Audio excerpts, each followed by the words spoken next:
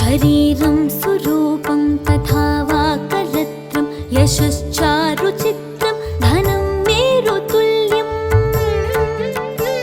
मनश्चेन लग्नं गुरोरङ्घ्रिपत्ने ततः किं ततः किं ततः किं ततः किम्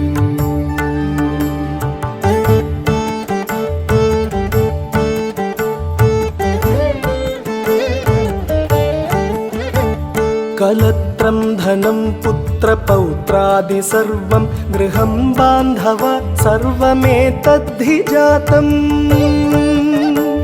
मनश्चेन्न लग्नं गुरोरङ्घ्रिपत्नी ततः किं ततः किं ततः किं ततः किम्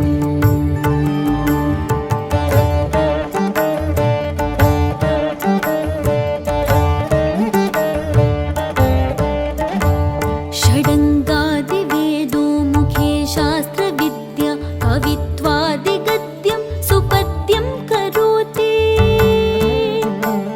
मनश्चेन लग्नं गुरोरङ्घ्रिपत्ने ततः किं ततः किं ततः किं ततः किम् शरीरं सुरूपं तथा वा कलत्रं यशश्चारुचित्रं धनं मेरुतुल्यम्